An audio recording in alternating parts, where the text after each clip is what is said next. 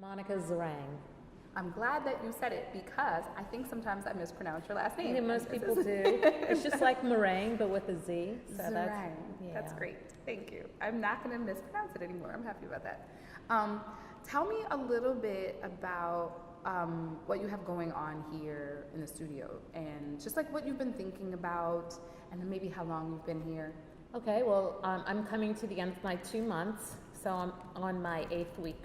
Starting today would be the 8th week.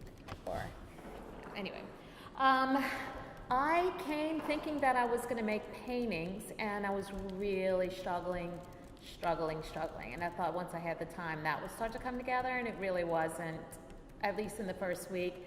So I decided to go back to doing some collages, which I've always used in the past as kind of a transitional exercise to move forward. But I was really liking what was happening, and a lot of the stuff I was trying to do in paintings, but I hadn't found a way to do yet.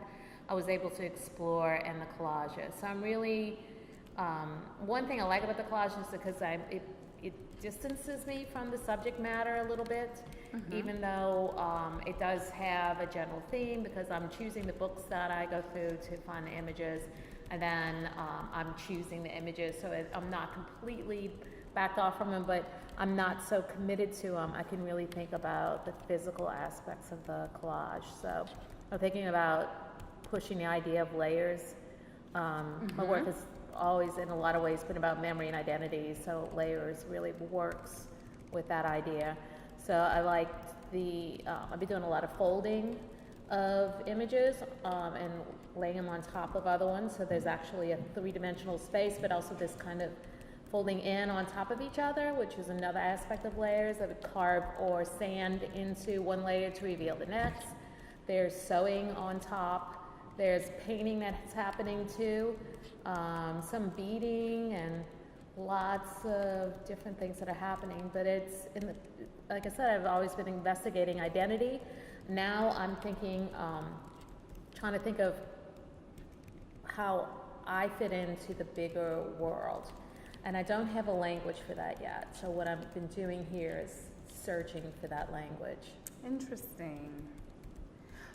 So talk a little bit about what having a space this size, what does this mean? Like, in terms of your own process of like searching for identity. And I'll just be clear and say, like, this is an 800 square foot studio. So this is the largest studio. And how has it felt to have like this much space? At first I was intimidated by it, because it was like, what are we going to do with all this space? Because at my studio, my regular studio, I just would have, I mean, it's almost this big, but it's so full of stuff that it doesn't feel this big, and I don't have the wall space that I have here. What was really important is the floor space, it turned out. The floor space was what I really liked, because I was laying out all my images on the ground and just walking around and picking up things and moving things, and that was a really helpful process. I do that in my own studio, but since I don't have a lot of floor space, it's very limited. So there's a lot more editing that happens beforehand, and this really, helped me open my possibilities. And and it's a decent amount of wall space. So I've been hanging things as I go along. I haven't filled it all, but and some of these images, some of these pieces are from before I was at the residency, because there was a lot of missed starts once I was here. But I really feel, it's been coming together. Yeah, there's definitely something happening on this wall, for sure. Yeah, so I'm excited about it, and a little bit of painting happening. Yeah, the painting's actually more like collages anyway. These at least, none of them are resolved yet, but I'm just living with them and working on the other work. And when things happen, I do it, and we're figuring it out. So tell me about your process. So you mentioned this idea of like collage initially being an exercise to get to the painting. And so that you've been really experimenting with this idea of like collage as like being almost like a freeing, kind of liberating experience, because you can play with space in a different way, three-dimensionally. What are some other ways that you've experienced like the city maybe differently through the residency? Have you kind of been able to kind of shift routines at all, or kept routines for yourself that have kind of helped you think about your process? Well, I mean, I've just given myself permission to be just more dedicated to this. So pushing other things aside that I normally would do, not really obligations, but maybe social life, maybe, I have an excuse now to stay focused on my work. And in the past, because I'm in a transitional phase, it was easy for me to not go to the studio because I didn't really know what I was going to do that day, and I didn't do that here. I mean, if I didn't know what I was going to do, I would come in and just do something, or just be, or write, or or read, or just mess around with stuff, and eventually things happen. So that was I needed to get back to developing a good studio practice, a dedicated studio practice. And I did that. And also the idea of having a residency, it's really easy to tell somebody, oh, you got to call me in 2 months because I'm doing this residency right now and I'm dedicating my time to that. And that's been really, really good for me. Yay, the excuse. Okay, so Yes. then my question is, what is going to be your excuse so that you can sustain your studio practice once you leave? Well, what I think are you thinking? it's less that I don't really feel like I have to, I just feel more focused on it. This is my excuse. I want to go to the studio. Instead of I need to go. I want to go. It's not so much that I needed to explain things to other people. It was easy enough for me to I'll just go later, and I feel like I'm on a roll, so I don't want to do that. So, That's great. Yeah. How did that space feel, sitting in a space that is kind of a temporary space when you weren't actively working? What did that process feel like for you? I mean, it's so nice in here. That feels pretty good. That chair got a lot of use, sitting in that chair by the window and reading. It felt like me time, it just felt like it was for me. And I do enjoy going to my studio, my regular studio too, but this is just nicer. And because there's so much less clutter, because I don't have all my stuff here, it just felt like I can just relax a little bit more and focus a little more.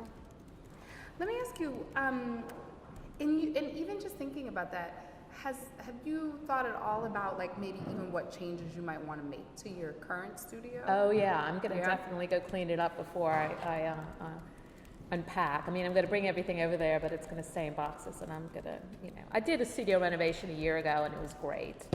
That's fantastic. Yeah, and it's an old warehouse, so it's just not that clean. It takes a lot of effort to keep it clean, but yeah, and it's a good time for me to organize everything too.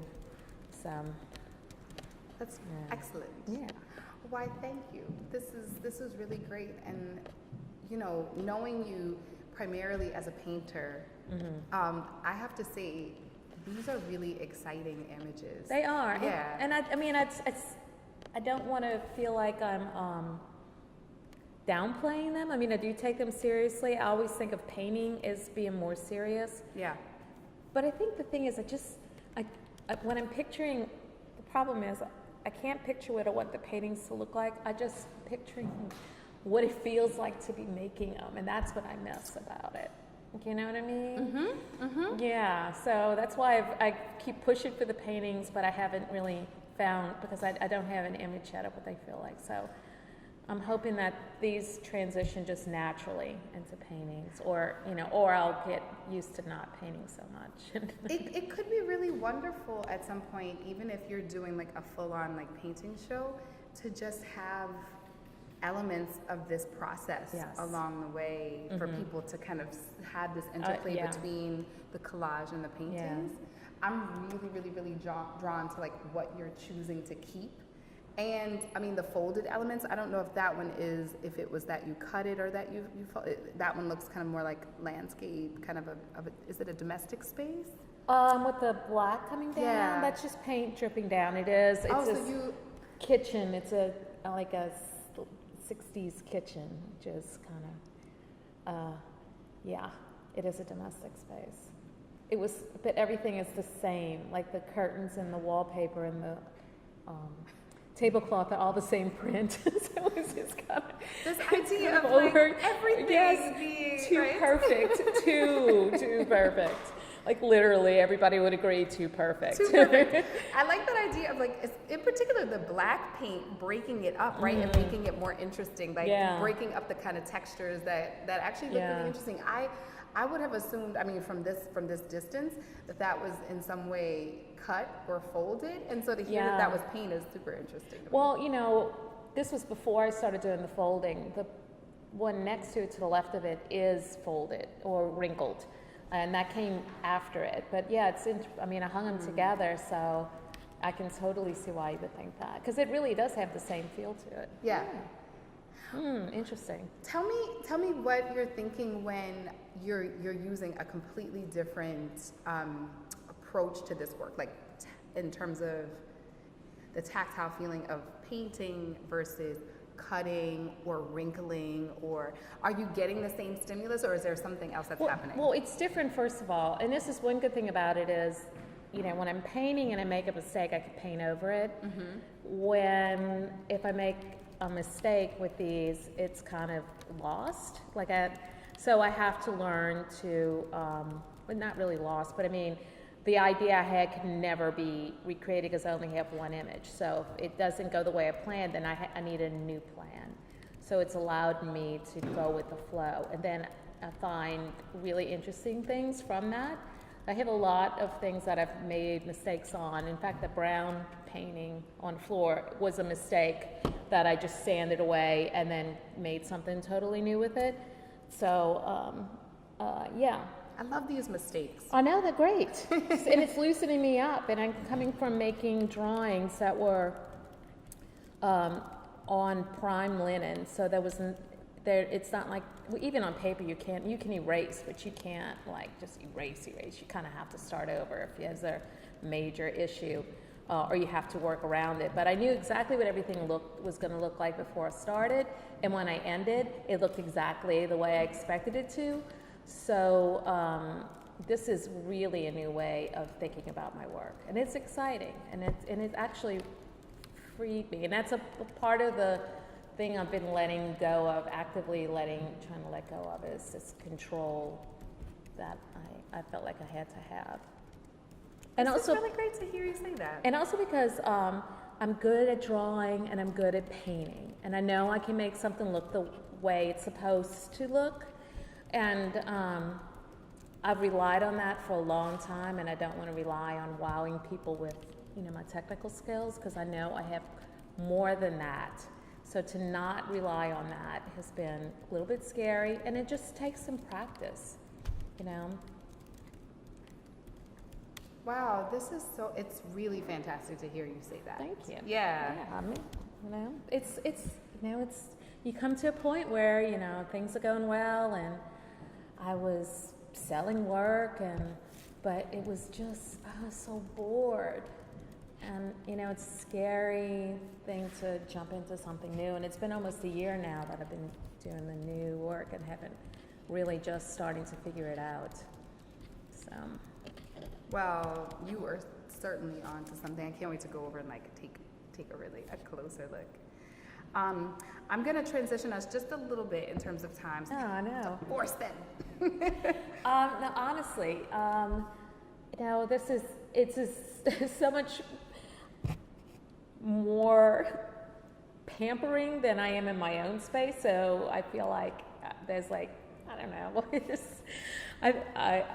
I just think it's been great. I haven't needed for anything. You know, I haven't really even had to ask for anything. So.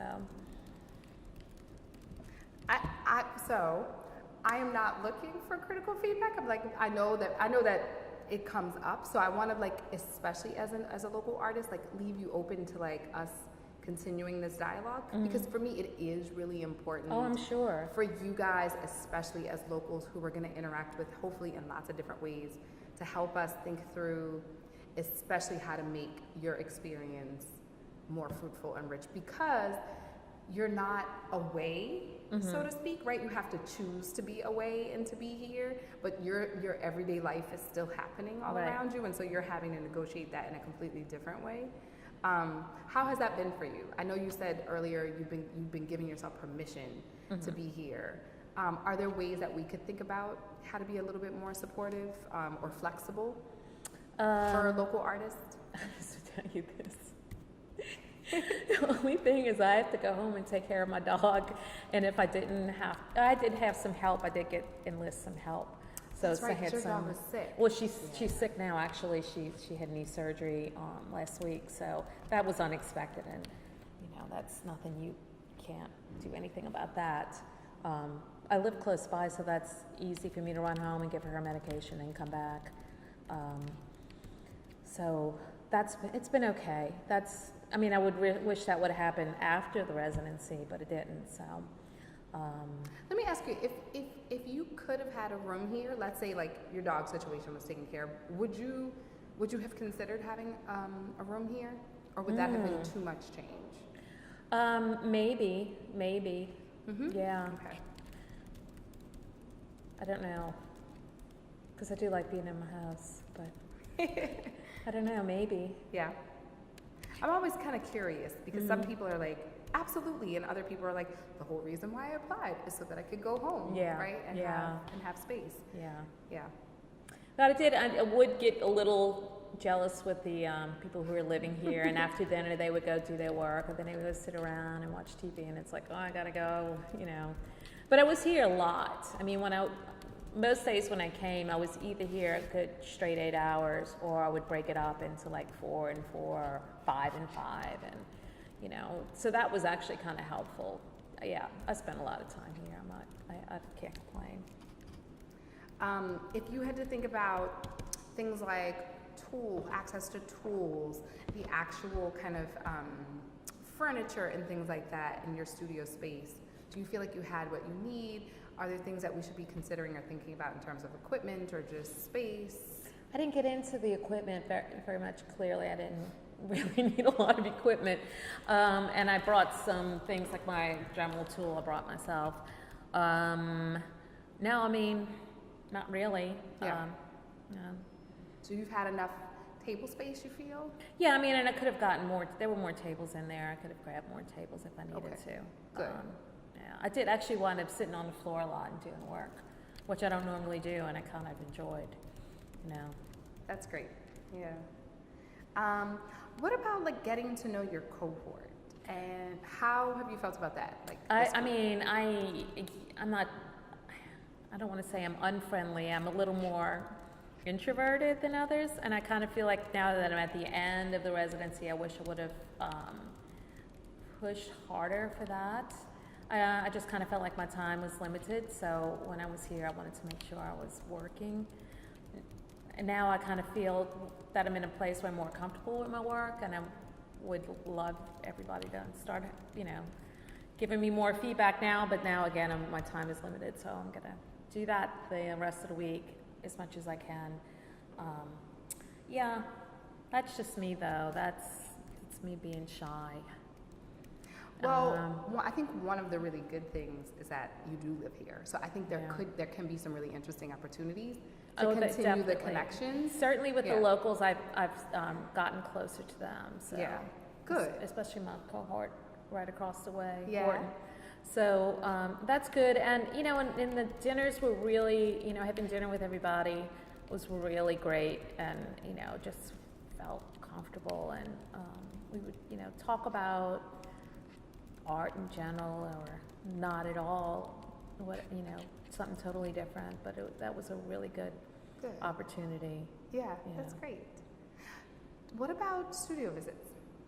Did you meet with anyone that you feel like you connected with in particular, or in general, are there other people or types of people that you want to meet that I can be aware of and kind of make some introductions? Well, we had the curators come through mostly at the beginning, which was not ideal for us because we were, just starting to do work. Mm-hmm. But it was really interesting to talk to them, and it was good to see what they reacted to, because it did bring some of it. That's why some of the older collages are hanging, so I would have something to talk about. And it really did kind of help me know what winds up being successful and what was just, glossed over, which was fine. But yeah, I mean, it kind of helped give me direction and helped kind of reaffirm what I knew all along anyway. That was so helpful. And especially when we have the individual curators coming through. That was unfortunately timing. Yeah. So much of this was, we both invite people, but we also try to be responsive to people who are coming in town. So it's like, how can we be opportunistic, and how can we make sure that kind of throughout the time we're inviting people? So you were here when the ICI, when the curatorial intensive happened. Right. Was there anybody out of this group, both local curators and outside, that you were like, man, I had just like a really great session? Well, Melissa. Also, Messina. Yeah. She also really liked your work. Yeah, so that was great. That was it. And we had a great conversation, and the members of the board that came by, we just had a nice talk. I know it wasn't what they were there for, to counsel me, but we just had a nice talk about what it means to have curators coming through, and that basically I was putting too much pressure on myself and worrying too much about that, and that helped me relax a lot and just enjoy making the work I make. And of course, as two board members who are also working artists, that probably released some pressure. Yes, it was nice. It was a good talk, and I really felt much more relaxed after that. Good. Yeah. Because I've seen my friends come through the residency in the past and just come out doing this great work, and I kept thinking, I gotta do that, and I was like so focused on it instead of just letting the work happen. So, You know what's funny is, I've heard, especially other local artists say that there's this kind of like pressure to produce, because it's like, but this opportunity is here, and because you guys are so closely linked in the city, I think that you kind of, if someone's process has changed, or if their work has changed, and you're like, they were just at the center and they just did this. But it almost always happens that something transformative happens. You just can't predict what it is. Yeah. But there's absolutely no one that I can think of who has come here and their process is exactly the same. Yeah.